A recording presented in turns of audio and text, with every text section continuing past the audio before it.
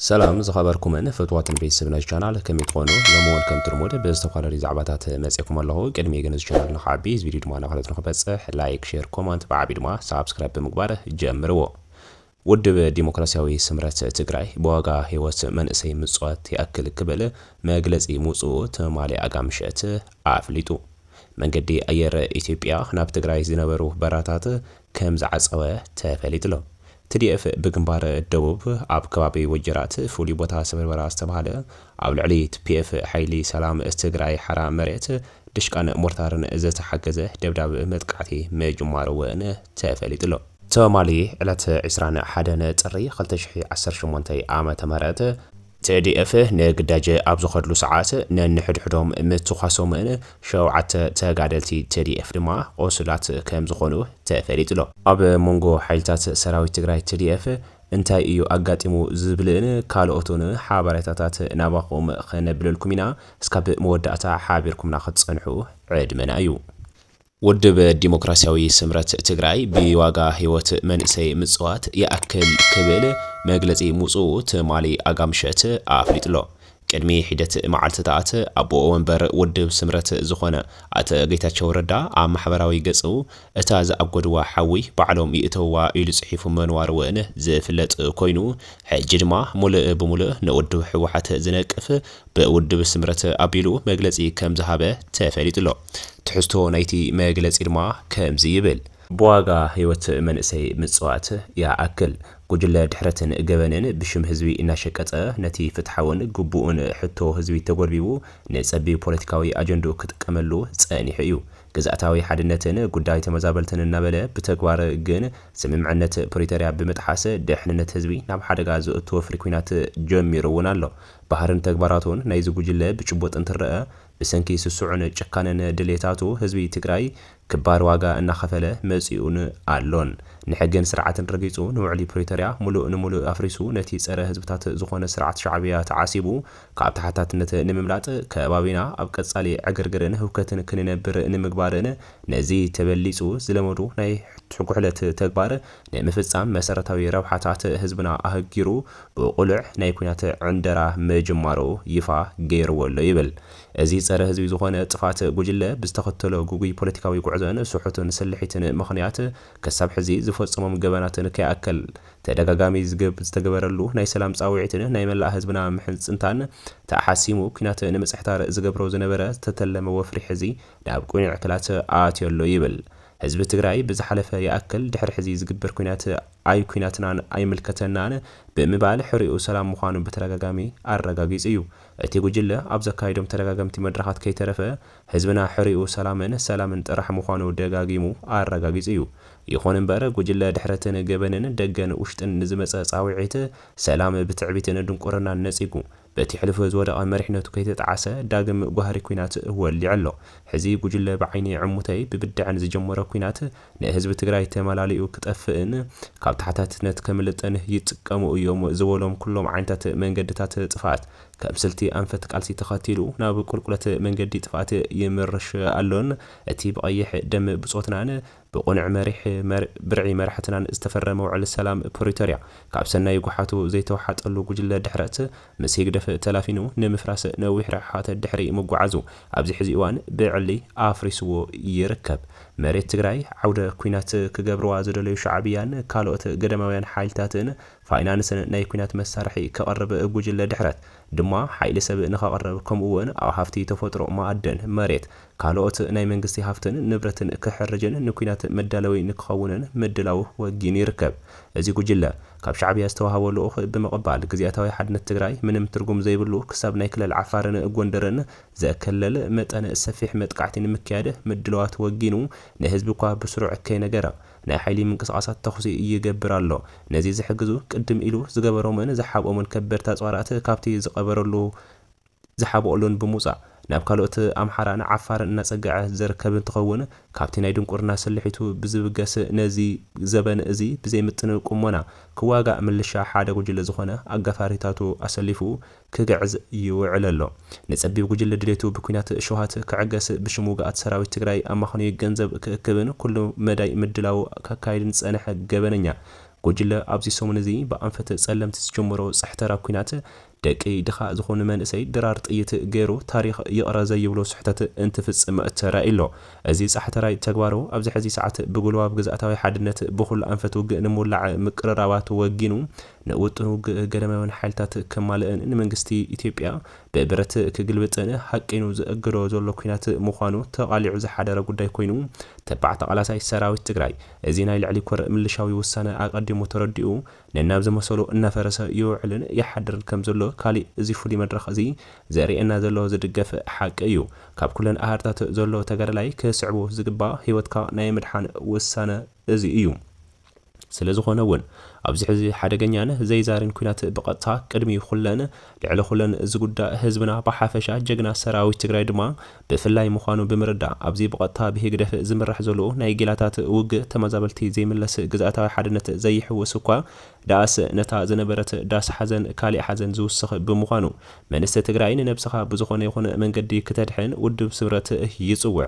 ብሞት መንእሰይ ትግራይ ኩናት ጀሚረ ናብ ድርድር ከኣቱ እየ ዝብል ክንቱ ውሳነ ዝወሰነ ጉጅለ ድሕረት ናይ መወዳእታ ጥፋኣቱ ከቀላጥፍ ኣብ ወሳኒ ምዕራፍ በፂሑ ጻሕተርታር ውግእ ጀሚሩ ስለ ዘሎ ንገበነኛታት ኢሉ ዝሞት መንእሰይ ከይህሉ መላእ ደለይቲ ለውጢ ከተረባረቡ ውድብና ጻውዒት እናቐረበ ይብል ዘኸበርካ ደላይን ለውጥን ሰላምን ህዝቢ ትግራይ ደላይ ሰላም ምዃንካ ሎሚ ዘይተረደ ኣካል የለን ይኹን እምበር ድሌትካን ባህጋኻን ዘይኮነስን ድሌት ገደማውያን ሓይልታት ዝግዝኡን ኣብ ጫማ ቀተልቶም ተጎንቢሶም ዕማም ኣጽለተቲ ዝፍጹምን ድሑራት ጉጅለ አንጻር ድሌትካን ባህጋኻን ውግእ ንምውላዕ ካብ ተላዓሉ ኣብ ሰራዊት ንዝርከቡ ደቅኻ መዓድ አንጻር እዚ ሕዚ ዝካየድ ዘሎ ሓደገኛ ውግእ ገደማውያን ሓይልታት በትሪኮንን ክሳብ መወዳእታ ድማ ተቓለሶን መክቶን ይብል እዞም ናይ ኩናት ሻቆሎት ሸቃሎ ኣባላት ጉጅለ ጥፋት መላእ ቤተሰብ ኣብ ውሕስ ቦታ ቀሚጦም ሃፍቲ ትግራይ እናዘረፉና ጓሕጉሑን ብደም ደቅኻ ጠልዕ ክጻወቱ ይሰርሑ ኣለዉ ስለዝኾነ ኩልኻ ትግራዋይ ባዕልኻ ደቅኻ ኣሕዋትኻን ኣሓትኻን ብህፁፅ ካብዚ መስርዕ ጉጅለ ድሕሪት ብምስሓብ ካብ ብርሰት ክትድሕን ይግባእ ኣባላት ሰራዊት ትግራይ እውን ብቐጻሊ ንገጽ በረከት ሻዕብያን ገደማውያን ክትጣየሹን ክትሽየጡን ኣብ ዘይናትኩም ኩናት ክትጓዓዱን ክትዕጎዱን ዝተገበረ ስምምዕ ክትፍሽልዎን ካብ ሓዊ ንባዕልኩም ክትርሕቁን እዚ ካብ ፍጹም ግድላዊ ሓልዮት ዝበገስ ምሕጽንታ ነቕርበልኩም ኣለና ኣባላት ጉጅለ ድሕረት እውን እንተኾነ ተሓታትነት ዘይቀርየልኩም ዕዳ ምዃኑ ተረዲኹም ካብ ተወሳኺ ገበንን ጥፋኣትን ክትርሕቁን ኢድኩም ነታ ቁኑዕ መንገዲ ክትቡን ኣብ ዝጠልብ መድረኽ ከም ዘለኹም ከናዘኻኽረኩም እንደሊ ካሊእ ምስ ጉጅለ ኮይንኩም መዓልታዊ ገበን ትፍጽሙ ዘለኹም ኣካላት ሕድሕድ መዓልታዊ ገበንኩም ይምዝገብ ከም ዘሎ እናዘኻኽርና ክሳብ ሕዚ ዝገበርኩም ገበን ኣጣዓይስኩም ኣብዚ ፀረ ህዝቢ ተግባርኩም ክትቁጠቡ ንምዕድ ገለ ሰብ ሃፍትን ውልቀ ሰባትን ድማ ስሱዕ ሸውሃትን ንምርዋይ በዚ ሕግን ስርዓትን እዚ ጉጅለ ድሕረት ዝህብኩም ዘሎ መሬት ሃፍትን ህዝብን መንግስትን ስለ ዝኾነ እትወርዎ ዘለኹም ሕድሕድ መሬትን ካልኦትን ተፈጥራዊ ሃፍታት ዘይምዝገብ ስለ ዘሎን ሕዚ ኣብ ዝወግሕ እለይቲ ብሕጊ ምሕታትኩም ስለ ዘይተርፍ ሕዚ እውን ኣይረፈደን እሞ ካብ ተግባርኩም ክትቁጠቡ ነተሓሳስብ ዘኸበርካ መላእ ህዝቢ ትግራይ ብፍላይ ድማ ተማዛባላይ ህዝብና ሕዚ እውን መግለጽ ግልጺ ክኸውን እንደልዮ ብሕገ መንግስቲ መሰረት ውሱን ግዝኣት ትግራይ ክኸበርን ተመዛበልትና ውሕስ ብዝኾነ መንገዲ ክምለሱን ይግባእ እዚ መትከልን መሰልን ውድብ ስምረት ናብ ዋጋ ዕዳጋ ዘውርዶ ኣጀንዳ ይኮነን እዚ ግን ሰላማውን ሕጋውን መንገዲ ብመሰረት ውዕሊ ፕሪቶሪያ ዝፍጽም እምበር ብኩናት ተሃዲዱ ኩናትን ዝምለስ ኣይኮነን ማሕበረሰብ ዓለም እውን ንምፍጻም ስምምዕ ፕሪቶሪያ ኩሉ መዳዊ ጸቕጢ ክፈጥር እናተለበና ናይዚ ሕዚ ሰላም ምኽሪ ዘይሰምዕን አንጻር ውዕሊ ፕሪቶሪያ ዝንቀሳቐስ ዘሎን ካብ ዓንተው ዕንቅፋት ሰላም ስለ ዝኾነ ሸቀላይ ኩናት ጉጅለ ካብ እንግዳዕ ህዝቢ ትግራይ ክገልስ ከተሓባበር እንጽውዕ እዚ ጨካነ ጉጅለ እዚ እውን ንመንእሰይ ትግራይ ናብ ኩናት ይዳጉንን ክዳጉን ይዳሉን ኣሎ ነዚ ሓደገኛ ወጥን ውግእ ንምትራፍ ጥራሕ ዘይኮነስ ትግራይ ህዝባን ዘላቒ ሰላማን ንኽትረክብ ካብ ጎኒ ህዝቢ ትግራይ ደላይ ለውጥን ደው ክትብሉን ዝከኣለኩም ኩሉ ደገፍ ንኽትገብሩን ውድብ ስምረት የሓትት ክብል ብዋጋ ህይወት መንእሰይ ምጽዋት እየኣክል ኢሉ መግለጺ ከም ዘውፅአ ተፈሊጡሎ መንገዲ ኣየር ኢትዮጵያ ናብ ትግራይ ዝነበሩ በራራታት ከም ዝዓፀወ ዝፍለጥ እዩ መንገዲ ኣየር ኢትዮጵያ ካብ ኣዲስ ኣበባ ናብ ዝተፈላለዩ ኣብ ትግራይ ዝርከቡ መዕረፎ ነፈርቲ ዘካይዶም ዝነበረ በራራታት ትማሊ ሓሙስ ጀሚሩ ምቁራጹ ዝፍለጥ እዩ እንዲኾን ዳ እምበር እቲ በራራታት ክቅጽል ዶስ ክቋረጽ ኢሎም ብጣዕሚ ኣብ ጭንቀትን ካልእ ወጥርን ዝነበሩ ጉዕዞ ተጓዓዝቲ ሕጂ ግን ሎማዓንቲ ዓርብውን ምንም ዓይነት በረራ ከምዘ የለን እቲ ምኽንያት ድማ ካብዚ ሕጂ ተጀሚሩ ዘሎ ናይ ተኹሲ ለውጢ እዩ ክብሉ ተፈሊጡ እዩ። እዚ መንገዲ በረራ ኣየር ትግራይ መዓዘ ክኸፈት ይኸውን ንዝብል ሕቶ እዚ ሕቶ እዚ ማንም ክምልሶ ከምዘይክእልን ሓደ ካብቶም ኣብ ውሽጢ ዝሰርሑ ሰራሕተኛ ስሙ ክግለጽ ዘይተደለየ መንገዲ ኣየር ኢትዮጵያ ናብ ትግራይ ዝገበር ዝነበረ በረራታት ከም ዝተሰረዘ ኣረጋጊጹ እዩ ይብል። እቲ ሰራሕተኛ እቲ መንገዲ ኣየር ንሎሚ ሐሙስን ዓርብን ጥራሕ እዩ በረራታት ተሰሪዙ ዘሎ። ይኹን እምበር ንዝቕጽሉ መዓልታት ዝግበር በረራታት ኣብቲ ኩነታት ዝተመርኮሰ ይኸውን ዝበለ ኮይኑ ምኽንያት ናይ ዝሃንደበታዊ ውሳነ ግን ካብ ምግላጽ ተቆጢቡ እዩ። እዚ ድማ ካብዚ ሕጂ ተፈጢሩ ዘሎ ህውከትን ዕግርግርን ዝተበገሰ ምዃኑ ኢሉ ድማ እዚ በረራ እዚ ከምዚ ውግእ እንድሕር ቀጺሉ ምንም ዓይነት በረራ ከም ዘይህሉ እዩ ካብቶም ሓደ ዝተረኸበ ምንጭታትና። TDF ብግንባር ደቡብ ኣብ ከባቢ ወጀራት ፍሉይ ቦታ ሰበበራ ዝተባሃለ ኣብ ልዕሊ TPF ደብዳብ መጥቃዕቲ ድሽቃን ሞርታርን ዝተሓገዘ ምጅማሩ ተፈሊጡ እዩ። እዚ ዝኸውን ዘሎ ድማ ኣብ ትማሊ ኣብ ዝነበረ ብናይ ጸለምቲ ዝነበረ ግንባር ውግእ ተሓጊዙ ኣብዚ ድማ ኣብ ከባቢ ወጀራት ማለት እውን ባላማጣ በግንባር ደቡብ ንTPF ንምውቃዕ ተባሂሉ ድሽቃን ሞርታርን ዝተሓገዘ ደብዳብ ከም ዝነበረ ተፈሊጡሎ። ይኹን ደኣምበር ብዘይ ጦርነት ዘይነብር ዘይቅቡል ስርዓት ሕወሓት ኣብ ልዕሊ ሓይሊ ሰላም ትግራይ TPF ዝኾነ ይኹን ዓይነት መደብዳብ እንተገበረ እዚ ፍርሒ ዝወለዶ ትንኮሳ ደመ ነፍሲ ምዃኑ ዝተረድኦ ሓየት ትግራይ ሓይሊ ሰላም ትግራይ ግን TPF እስካብ ሕዚ ዝሃቦ ዓጸፋታዊ መለሽ የለን ክብሉ ካብ ሓራ መሬት ዝተሰምዐ ካልእ ሓበሬታና እዩ። እቲ ዘሕዝን ዜና ድማ ትማሊ 21 ጥሪ 2018 ዓ.ም ኣስታት 500 ተጋደልቲ ኣርሚ 33 ኣብ ምስሊ ኣብ ዘለዋ ኦራልን ኤሮትራክን ተጻዒኖም ናብ ወፍሪ እንተሓልፉ ኣብ ዓዲ ጉዶም ዕረፍቲ ንምሳሕ ኣብ ዝገብርሉ ሰዓት ምሳሕ ኩሎም ተጋደልቲ ነናብ ዝመጽኡ ከም ዝተበተኑ ተፈሊጡሎ። ንዕኦም ንምእላሽ ክበሃል ድማ ኣብ ዝተገበረ ዳህሳስ ካብቶም 500 ተጋደልቲ 53 ተጋደልቲ ጥራሕ ከም ዝተረኸቡን ካብ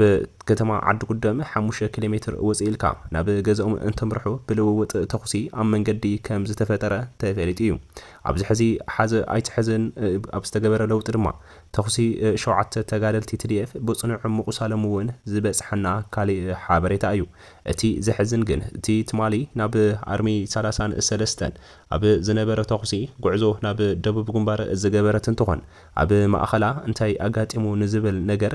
ናበይ ትወስድና ኣለኹም ንዝብል ሕቶ ምላሽ ከም ዘይተባሃቦምን ናብ ዘይንፈልጦ ግዳጅ ድማ ኣይንኸድን ኢና ኢሎም ንገዝኦም ክኸዱ ኣብ ዝሓሰቡ ተጋደልቲ ማእኸል ዝተፈጠረ ተኹሲ እንትኾነ ሓዘ ኣይትሕዝን እዩ እቲ ተኹሲ ኣካይዶሞ። ይኹን ደኣምበር ካብቶም ሓዘ ኣይትሕዝን ዝብሉ ተተኸስቲ 7 TDF ብጽኑዕ ቆሲሎም መቐለ ኣብ ዓይደር ሆስፒታል ከም ዝርከቡ እውን ተፈሊጡሎ። እምበኣርከስ ክቡራትን ፍትዋትን ተኸታተልትና ንሎሚ ዝሓዝናልኩም ዛዕባታት እዞም ክትሰምዖም ዝጸንሐኹም ይመስል ነይሩ። እስካብ መወዳእታ ሓቢርኩምና ብምጽናሕኹም እንዳመስገንኩ ቅድሚ ምውጻኹም ግን እዚ ቻናል ንኽዓቢ እዚ ቪድዮ ድማ ናብ ካልኦት ንኽበጽሕ ላይክ፣ ሼር፣ ኮመንት ብዓቢ ድማ ሳብስክራይብ ከይገበርኩም ከይትወጹ